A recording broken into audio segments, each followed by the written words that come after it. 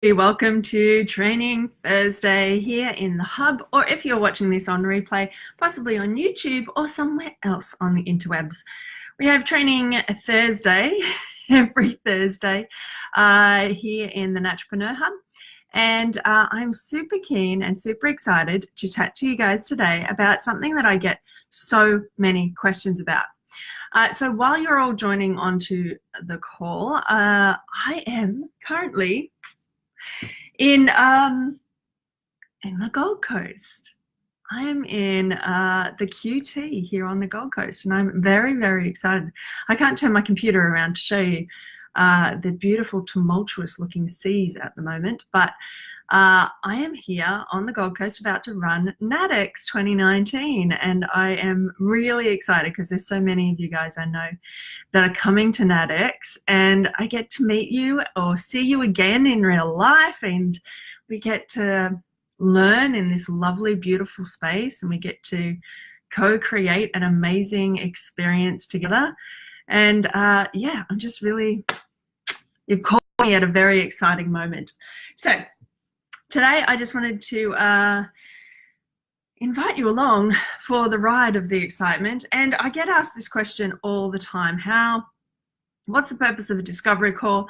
Do you do 10 to 15 minute calls with people to find out if they would like to work with you? How do I do that without giving away everything? How do I do it but I give them enough information? How do I give them, you know, often we find that there's people are giving too much information and then somebody won't come and see them. So, I've called it that and the gift of the discovery call, because really when you think about a discovery call, the old school way of thinking about it is it's a sales call, and it's just not. It's not a sales call at all. It's actually a gift to somebody to give them an awareness of what's happening for them, and then what can shift for them in the future if they choose something different. Now, they might choose something different other than you, but then you've at least given them an awareness to make a choice. Now, I used to do this by accident. I didn't realize I did it. And it was just a natural thing I did with my clients when they were sitting with me, and I'd have a screen up beside me. I'd be showing them their cells. I would, you know, I'm really keen on using in-house testing and in-clinic testing, so they would be able to see these things. And I'd ask them a series of questions to really get to the emotional state about where they currently are at, so that they could actually change their behaviors based on their emotions. And so I'd ask them about where they're at and how it's affecting them, how it's impacting their life. And then I'd ask them about things like what they want for the future, and why they want it. And then we'd look at the cells, and we'd do all the other bits and pieces. And then for them to have an awareness, it was them asking me, okay, so what do I need to do? What is it? And getting people enrolled like that in their own journey is an amazing gift, because for a lot of people, they're just not ready, and that's totally okay. But for the people who are ready, getting them to understand it is their choice and what's got them there in the first place, and that they can go to you for help rather than you planting it on them to fix them. So that's what we're going to cover today. Hey, Kirsten, and hey, anybody else who is joining us, please say hello. I'd love to chat to you. Any questions specifically around discovery calls and the logistics of them, but I'm going to run through a bit of a mini script about what questions you could ask. And if you just ask these questions without it's very easy for people to get on a free call with you and then just dump their entire life story. Because all of us as humans want to be heard. And if we aren't being heard in other areas of our lives, and you've just said you're going to spend 15 minutes listening to me, then there's a possibility that the whole life story is going to come out. So this kind of gives you some key little signposts along the way to keep the conversation on track and to keep it nice and short, so that you can give them the gift of an awareness and then invite them that you might be able to create a solution for them. Hey, Anita. Hey, anybody else who's listening, let me know you're here. Okay, so question number 1. What is currently occurring for you? So what's happening for you? How does it feel? What does it look like? And when we're asking them these things, they're going to be describing the feelings of it. And emotion is about movement through feeling. And so you're not going to create a movement or a change for somebody unless you emote them, unless you create an emotion in them and remind them about their feelings. And so what's actually occurring for you right now, sometimes I've had people in front of me who are so exhausted, and they are, they especially the burnt out mums. I used to have so many burnt out mums, and they're so exhausted, and they just would kill for a power nap in the afternoon. They are really short and feel really guilty with their children. And we're talking about the feelings of it, because you're not going to shift or change something just by telling them, oh, you're exhausted, I can help with that, here's my package. Like, it doesn't work like that. So what's occurring for you at the moment? And then the next question is, what did my email or post or whatever it was trigger in you that we're on the call today? And say, oh, well, right now I'm thinking about doing a cleanse, or, oh, right now I'm getting ready for my wedding, or, yeah, so there'll be something in it for them. And then how do you want to feel? So first you're creating a space where they feel safe to share how they're currently feeling and how it's not the way that they'd like to feel, but then they can explore how they want to feel. Sometimes you don't know how you want to feel, you just don't want to feel the other thing. And to know that there is a difference between one or the other is great, but to be able to tease that out of somebody, to go, okay, so how do you want to feel? And many of you guys in your qualifications have done Counselling 101, and counselling is simply the art of listening. And so hearing and then feeding back that information. Okay, so I hear you want to feel energized. I hear you want to feel whatever it happens to be. And then you want to ask them, I've got my notes over here, that's why I'm looking over. So you want to ask them how they want to feel. And then you want them to describe where they want to go. Like, okay, I'd really like to be energetic. I'd really like to be exercising 3 or 4 times a week. I'd really love to go to yoga. It would be amazing if I had the energy to create all of my salads during the week. And they all of a sudden, instead of that feeling that they had that has got them to this position in the first place, you're giving them the gift of the aspirational part of, there's something inside them that they want. And to be able to articulate and be asked, what do you actually want? It is very rare. And so it creates an ability for you to build rapport and build a relationship with this person that other people probably haven't even asked them. Are we keeping on here? Yeah. So you want to be able to make sure that they have an aspiration. They are looking forward to something else and creating a vision around that. And how would that make you feel? And what do you think you get out of that? So asking those types of questions would be the next step. And then, so we've gone from how are you feeling, how do you want to feel, and then we're coming back down again to what's holding you back. Some people at the beginning will say, I don't know, but every single person has a choice.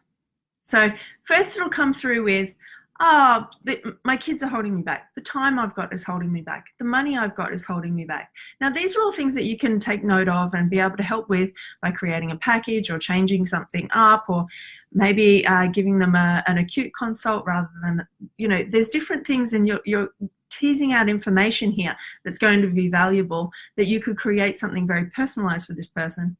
But underneath all of that, the thing that's holding them back is their choice, because it's their choice whether or not they have done the food changes that they might have been told about before, whether they put their shoes and socks on in the morning and they go for a run, so at some stage there is either it's a choice or a mindset.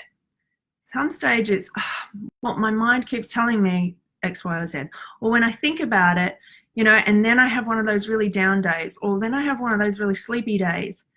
But to be able to own that I, the person who's listening, that I play a role in that, right? So it's an amazing thing to have responsibility for your health, that you're playing a role in that. So then there isn't just it isn't already setting up a relationship where they just want to be fixed by you, because they're playing a role in what's happening there. Are we getting it? Hopefully that was helpful. All right. So what's holding you back? And then you're going to get a whole bunch of different reasonings why you haven't made the change before, why we've been doing it. And then there'll be an awareness, well, part of it's the way I think about things, and part of it's the way I choose to do things, and part of it's, and those parts, then there's something in there. There's power to choose. There's power to notice that it could be a different day that you could make a decision on. And then what's going to happen if you don't change? What's going to happen if this situation doesn't change? And again, we're going like this and creating an opportunity for people to dive into their emotions about, okay, if I project myself forward, if I do absolutely nothing and I project myself forward 12 months, it's very likely that I'm going to be heavier, more tired, more fatigued. I'm going to be crankier. And this is where somebody can be really heard, because these are the biggest fears about what's going to happen. And this is one of the reasons that they're probably coming to see you in the first place. It's because they're worried if they do nothing, it's not going to change. So again, you're giving them a gift of being able to be heard.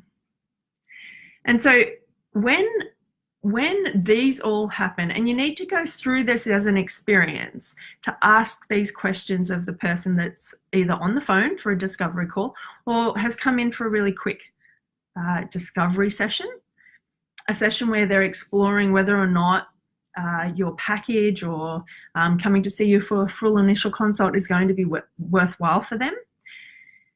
Once you go through the journey with them, and it's only going to be a 10 to 15 minute conversation, but once you've gone through all of that, at the end of it, and this happened time and time again with clients in the chair in front of me, when I was going to explain to them, this is what's happening to your body. I'm a really big educator, if you haven't seen already.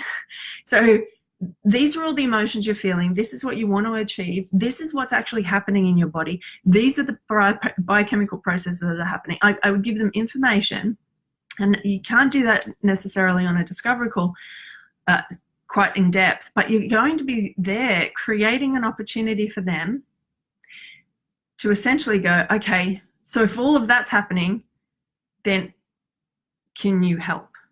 Right? So they're going to, so the last question is, so do you have a plan to change that? And if they don't have a plan, would you like my help? This would you like my help is a very rare one. If you're following this sequence of questions, it's very likely you're going to get somewhere near the end there and they're going to go, yeah, if nothing changes, nothing changes. So how can you help me? And then you're able to then share with them and invite them to come in for your initial consultation, invite them to come for your new online program, invite them to come for your new offline package or program. But you're creating an opportunity for them to consider what is happening for them and how you can move forward with it. This isn't an information giving task. The knowledge that you have is for consultations. The knowledge that you have to share about their particular condition, their particular other stuff that's going on, those things are there so that's a valuable piece of information. They need to pay for that. But for the awareness, it's extraordinary, and it's so powerful for them and powerful for you. So when you're going into these conversations, you can't go in with an idea about this is a weird salesy thing and because what's going to come through is you being salesy or you trying to repulse yourself against the whole idea of sales and then coming across salesy and weird. If you're coming at it from the intention that you can have this opportunity to really listen to this person about what they're going through and what they would love to achieve, and that you're going to give them the gift of an awareness, this changes everything for them.